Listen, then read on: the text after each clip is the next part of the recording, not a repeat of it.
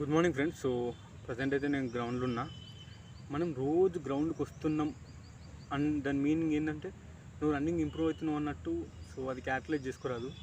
So నువ్వు గ్రౌండ్కి వచ్చి ఎంత రన్నింగ్ చేస్తున్నావు, ఓకే, డైలీ లిమిట్ పెట్టుకుంటున్నావు. ఒక ఈరోజు 3 km, రేపు 3 km, ఎల్లుండి ఒక 4 km, and morning evening 3 km, లేదంటే మార్నింగ్ 5 km, ఈవినింగ్ ఒక 2 km. అట్లా నువ్వు ఒక టార్గెట్ పెట్టుకొని రన్నింగ్ చేస్తే అది వేరు. లేదంటే ఇక్కడికి వచ్చినాక మస్తు అబ్జర్వ్ చేసిన చాలామందిని, జస్ట్ ఒక 2 km, 2.5 km, లేకపోతే కొందరైతే జస్ట్ ఒక 1 కిలోమీటర్, 1.5 కిలోమీటర్ తిరిగిన తర్వాతనే ఆగిపోయి ఫుల్ వామప్ చేస్తారు. గంట సేపు వామప్ చేస్తారు. ఫుల్ చెమటలు వస్తాయి వామప్ చేస్తే. రన్నింగ్ ఏమో 1 km, 2 km కూడా చేయరు, వామప్ మాత్రం గంట సేపు చేస్తారు. సో అలాంటి వాళ్ళకి నేను చెప్తున్నా, రన్నింగ్ ఎక్కువ చేయండి. దానికి తగ్గట్టు వామప్ చేస్తే పెయిన్స్ రావు. రన్నింగ్ తక్కువ చేసి వామప్ ఎక్కువ చేసారు అనుకోండి, చెమటలు వస్తాయి, ప్రాక్టీస్ చేసినట్టు అనిపిస్తుంది, కానీ మీకే ఇబ్బంది అవుతుంది. మళ్ళీ రన్నింగ్ కొడితే టైం రాదు. సో రన్నింగ్ మీరు ఎంత ఎక్కువ అయితే అంత కొట్టుర్రి, తర్వాత వామప్ చేయరు. మీరు ఒక జస్ట్ 1 km, 2 km కొడితే కరెక్ట్ కాదు కదా. మీకు ఒక 3 km, 4 km లిమిట్ పెట్టుకొని దాన్ని ప్రాక్టీస్ చేసుకోరు.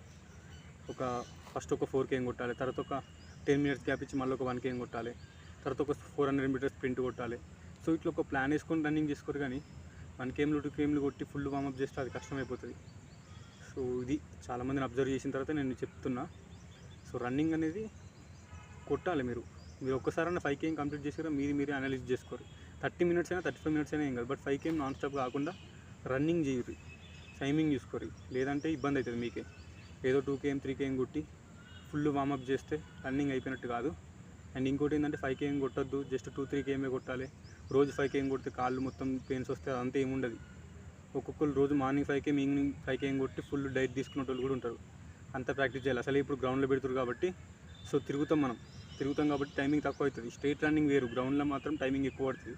స్ట్రేట్ ఈజీ ఉంటుంది, గ్రౌండ్లో కర్వ్స్ ఉంటాయి కాబట్టి అది తిరిగినప్పుడు టైం వేస్ట్ అయిపోతుంది. సో అది ఇబ్బంది అవుతుంది. ఎంత మోర్ ప్రాక్టీస్ ఉంటే అంత బెటర్. ప్రాక్టీస్ కూడా ఇప్పుడు గ్రౌండ్లోనే చేసుకోర్రి. సో ఆ గ్రౌండ్ ప్రాక్టీస్ ఎట్లుండాలంటే 4 km, 5 km కొట్టాలి. మీరు టైమింగ్ చూసుకోవాలి, తర్వాత వామప్ చేయాలి. ఏదో 4 రౌండ్లు కొట్టేసి 2 km తిరిగి ఫుల్ వామప్ చేస్తా అంటే మాత్రం మీకే మైనస్ అవుతుంది. అండ్ ఎవ్రీ వీక్ ఆ 5 km టైమింగ్ పెట్టుకొని చూసుకోరు. 3 డేస్కి ఒకసారి కానీ, లేదంటే ఒక 7 డేస్కి ఒకసారి కానీ కంపల్సరీ టైమింగ్ చూసుకోరు. ఇంప్రూవ్ కాకపోతే మాత్రం ఎట్లా రన్నింగ్ చేసి ఎట్లా ఇంప్రూవ్ చేస్తారు అనేది ఇక మీకే వదిలిస్తున్నా. So the more you practice, the more you get. ఎంత ప్రాక్టీస్ చేస్తే అంత టైం తక్కువ అవుతుంది. సో ఇప్పుడు నాకు కూడా 24 minutesలో పడతలే, ప్రాక్టికల్గా చెప్తున్నా. సో నేను జస్ట్ రీసెంట్గానే స్టార్ట్ చేసిన. ఇంకా రిజల్ట్స్ గురించి వెయిట్ చేసినట్టున్నా కానీ అది రావట్లేదు results. So let them start practice అని స్టార్ట్ చేసిన. 5 km 24 minutesలో పడతలే, అందుకే నేను చెప్తున్నా. సో ఎంత తొందర రిజల్ట్స్ వచ్చిన తర్వాత 15 days, 20 daysలో రన్నింగ్ ఉంటుంది.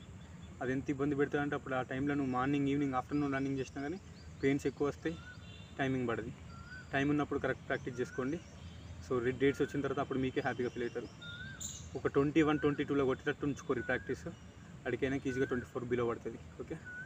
సో ఇది ఒక బ్రదర్లా, ఒక యూట్యూబర్గా నా సబ్స్క్రైబర్స్కి చెప్తున్నా. సో పాజిటివ్గా తీసుకోండి, ఎందుకంటే ఎక్స్పీరియన్స్ తోటి చెప్తున్నా. Thank you so much.